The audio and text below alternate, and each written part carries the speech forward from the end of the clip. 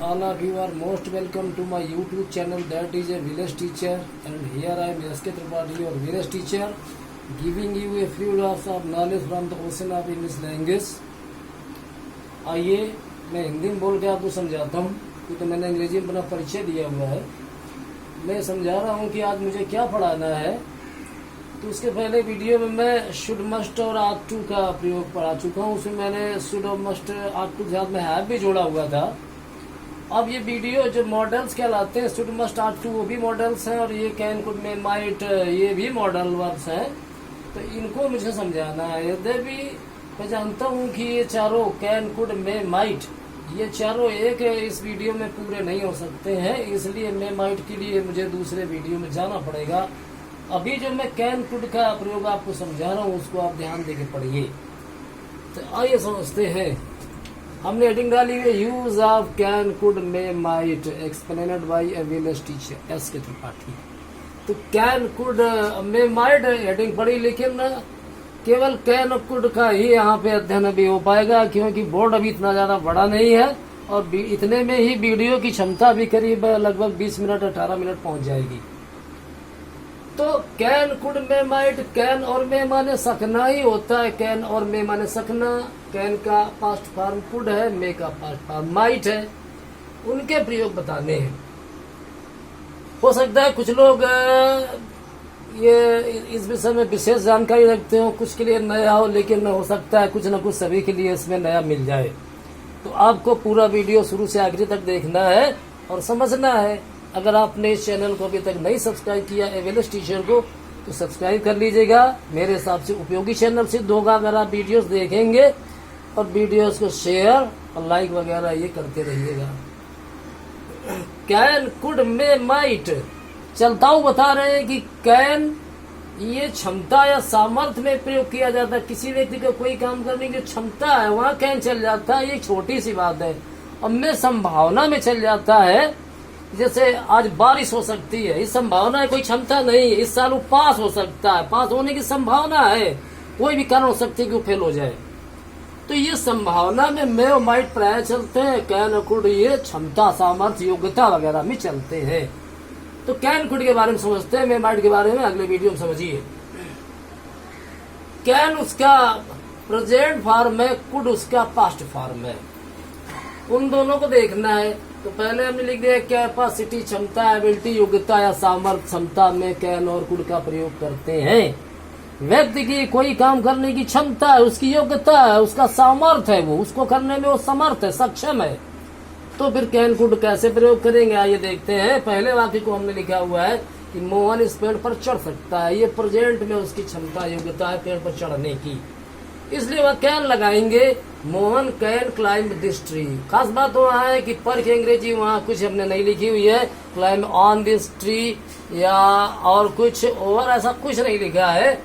बिना प्रीपोजिशन के वो सही है। Mohan can climb this tree काफी है, ये प्रेजेंट में है। और इसी को अगर पास्ट में कर दिया जाए कि मोहन उस पेड़ पर चढ़ सकता था, तो पास्ट में उसकी क्षमता एक्सप्रेस हो रही व्यक्त हो रही है, तो कुड लगा देंगे। Mohan could climb that tree.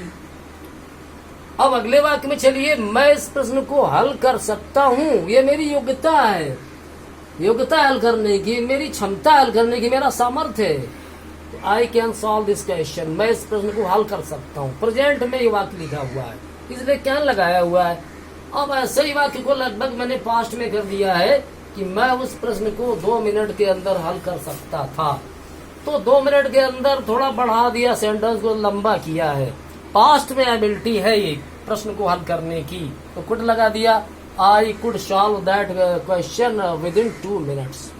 ऐसे अब इनको निगेटिव और इंट्रोगेटिव में आप कैसे कुछ भी बना सकते हैं कि क्या मोहन इस पेड़ पे चढ़ सकता है, can Mohan climb this tree.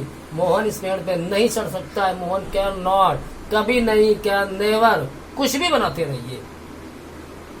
वो इस प्रश्न को हल कर सकता है, he can solve this question. वो इस प्रश्न को 2 मिनट में कैसे हल कर सकता है, how can he solve this question with in 2 minutes.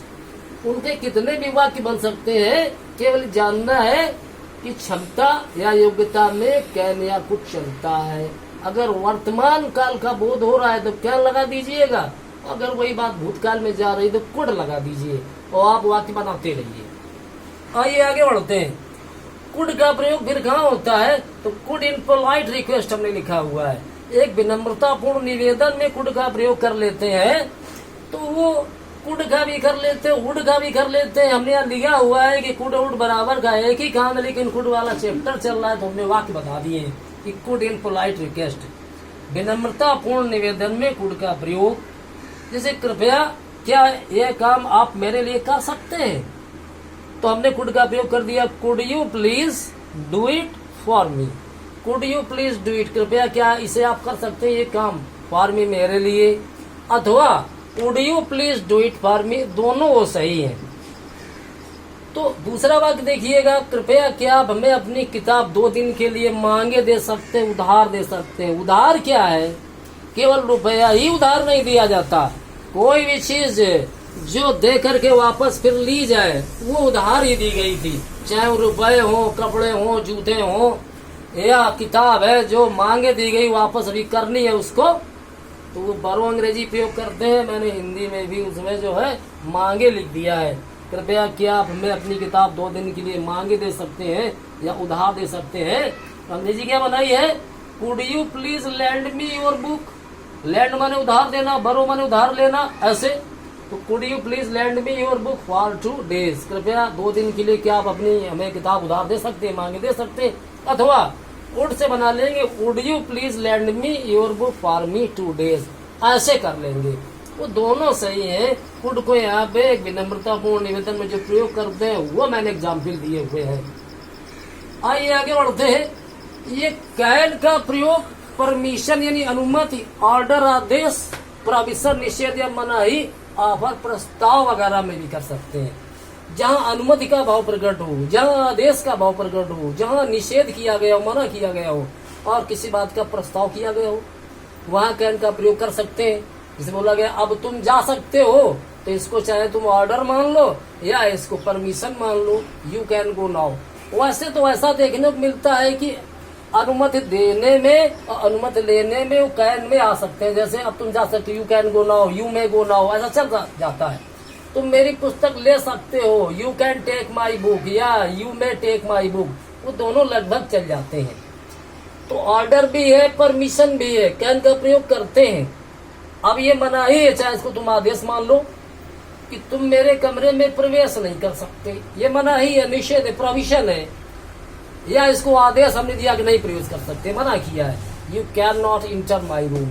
कहाँ कहाँ प्रीपोजिशन नहीं लगता है वो प्रीपोजिशन चैप्टर में आप पढ़ेंगे कि टेल माने कहना, बताना, सुनाना होता है, और इंटर माने प्रवेश करना, रीच माने पहुंचना है, रिजेंबल माने समान लगना है, ऐसे जैसे अटैक माने हमला करना है, तो वह प्रीपोजिशन लगता ही नहीं। वो प्रीपोजिशन वाले चैप्टर में आप विशद वर्णन पढ़ेंगे।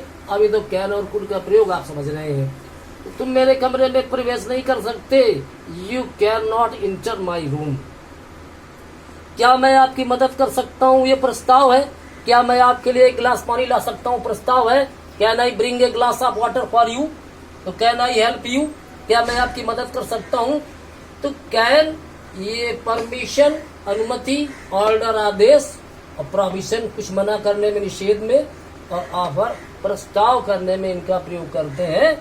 और परमिशन, अनुमति देने में और लेने में कैन और में दोनों ही मिल जाते हैं। अब आइए जो हमने रूल आगे बताया हुआ है कि कुड इन गैस, अनुमान में, पॉसिबिलिटी संभावना, किसी चीज का हम अंदाजा लगाते हैं, संभावना व्यक्त करते हैं, वहां कुड का प्रयोग कर लेते हैं। तो यहाँ पे हमने हिंदी नहीं लिखी हुई है, सेंटेंसेस अच्छे हैं, कुछ के पढ़े हुए हो सकते हैं, कुछ के पढ़े हुए नहीं भी हो सकते हैं। जो पढ़े उनका रिवीजन होगा और नहीं पढ़े हैं तो सीख लेंगे। यहाँ पर जैसे किसी ने क्वेश्चन किया, हमने ए भी डाल दिया है कि किसी ने क्वेश्चन किया who is she with him, उसके साथ वो कौन है, तो बी ने जवाब दिया सी कुड बी हिज वाइफ, वो उसकी पत्नी हो सकता है उसकी पत्नी हो, तो possibly she is his wife, संभवतः वो उसकी पत्नी है, वो उसका मतलब है। सी कुड भी लगा देंगे तो वही अर्थ निकल आएगा कि शायद वो उसकी पत्नी हो सकता है उसकी पत्नी हो, तो she could be his wife, वहाँ कुड का प्रयोग कर लेते हैं। अब आगे चलते हैं। ए ने क्वेश्चन किया हाउ ओल्ड सी इज, उसकी उम्र कितनी है, तो बी ने जवाब दिया शी कुड बी 22, वो 22 साल की हो सकती है, उसकी उम्र 22 साल हो सकती है। Possibly she is 22 years old या पॉसिबली सी इज 22। अगर ईयर्स ओल्ड ना भी लिखे, रीडिंग करने से मालूम पड़ता है कि इसमें आवश्यक नहीं होता, इतना ही काफी है। जैसे माई ब्रदर वाज 7, तो मेरा भाई 7 नहीं था, मेरा भाई 7 साल का था। आई वाज 5, मैं 5 साल का था, एंड माई ब्रदर वाज 7, और मेरा भाई 7 साल का था। ऐसे उनको चला लिया जाता है। अब आइए आगे बढ़ते हैं, थोड़ा बोर्ड को साफ करना पड़ेगा।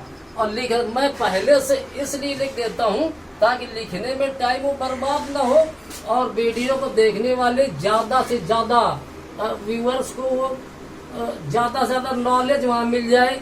और लिखने में सिर्फ समय बर्बाद होता है, समझना ही तो इम्पोर्टेंट है, समझना। इसलिए मैं ऑलरेडी उसको लिख के रख देता हूँ कि थोड़ा सा घसीट न लिखे समझाते समय, या मतलब कुछ छूटे ना जरूरी बातें, या राइटिंग ना खराब हो, और केवल समझाने में ही वीडियो जाए। अगर लिखा हुआ है तो समझाना जरूरी है और समझना ही काफी है।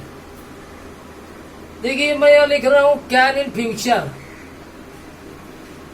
कैन इन फ्यूचर हमने लिखा हुआ है। भविष्य काल में कैन कैसे जाता है, जैसे प्रेजेंट में तो कैन हो गया सकना, पास्ट में कुड हो गया सका, लेकिन फ्यूचर में कैन कैसे जाता है, तो ऐसे वाक्य मिल जाते हैं। मैं एक स्टोरी करवाया करता था इंटरमीडिएट में कि एक अंधा आदमी जा रहा था गांव के बाहर एक मंदिर में, रास्ते में 2 लड़के मिले, तो एक ने उससे सवाल कर दिया, ये अंधा मंदिर को जा रहा है, क्या ये भगवान राम को देख सकेगा? तो फ्यूचर में आ गया कि क्या वो देख सकेगा। और फिर अंधे ने जवाब दिया कि मैं तो भगवान राम को नहीं देख सकूंगा, तो क्या वो मुझे भी नहीं देख सकेंगे? तो फ्यूचर में जब सकना आता है तो कैसे करते हैं, तो फ्यूचर में सकना को ऐसे लिखते हैं कि आई और वी में कर देते हैं shall be able to,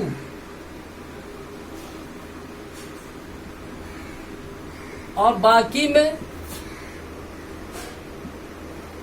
will be able to.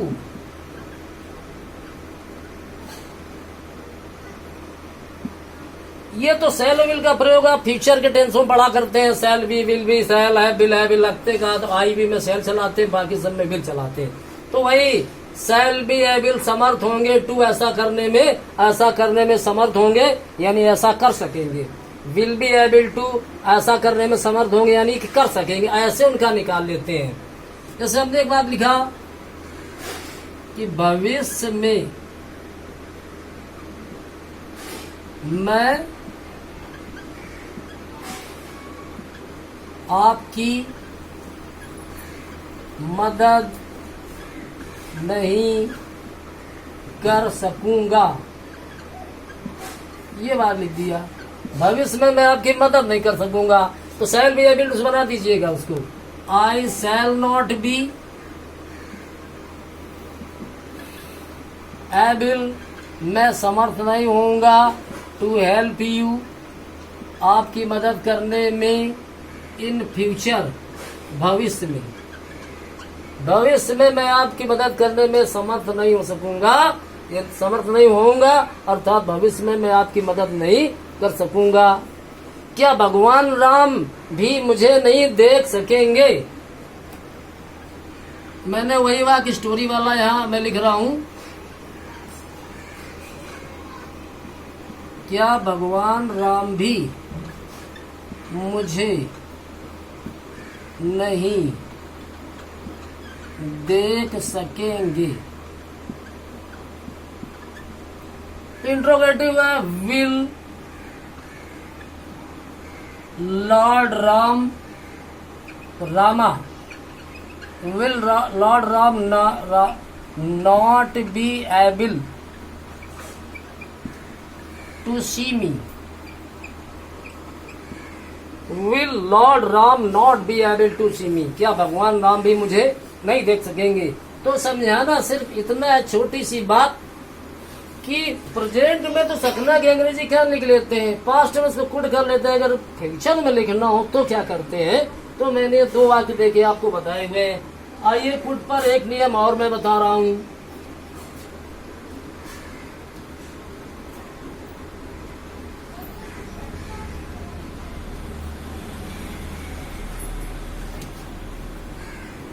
वो ये है कुड प्लस हैव।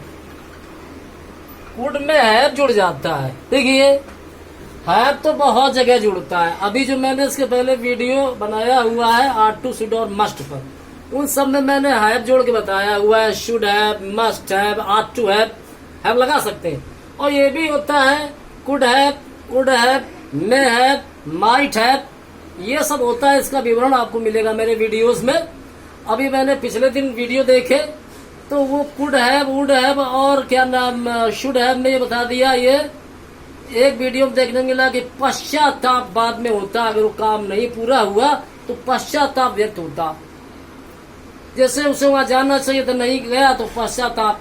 और एक वीडियो में बताया गया कि सब में पश्चाताप, और एक बोला गया कि शुड में पश्चाताप है, कुड में उसकी मर्जी थी कि वो उस मकान को खरीद सकता था। He could have bought that house, लेकिन उसने खरीदा नहीं, उसकी मर्जी नहीं थी। उसकी वो कुछ भी हो सकता है, मर्जी पछतावा नहीं हुआ, गुस्सा का भी भाव हो सकता है, एंगर का भी हो सकता है, पछतावा का भी हो सकता है। उसमें जब हम वीडियो बनाएंगे स्पेशल जो हैव जोड़ करके, could have, should have, must have, ought to have, would have, इन पर मे हैव, माइट हैव, तो पूरा एक आपको उत्कृष्ट विवरण मिलेगा। अभी आपको कुड और हैव के बारे में समझना है। तो जो काम भूतकाल में होना था लेकिन वो हो नहीं सका, वहां एक कुड प्लस हैव वाली फॉर्म को यूज करते हैं। तो मैं इसकी डिफिनेशन लिखे दे रहा हूं कि this form is used for past ability. This form is used for past ability while indicating